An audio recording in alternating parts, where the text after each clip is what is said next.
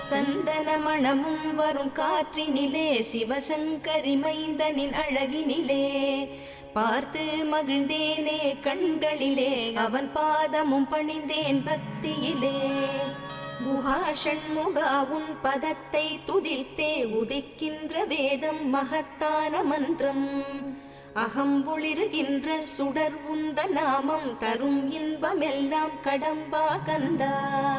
மனம் பாடுகின்ற துதிப்பாடல் எல்லாம் குறை ஒன்றும் இல்லாத உன் பாடலாகும்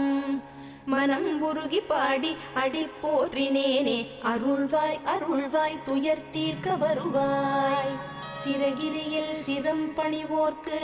துன்பம் ஒன்றும் இல்லையே பொறுத்தருள்வாய் பொறுத்தருள்வாய் சென்னிமலை ஆண்டவனே.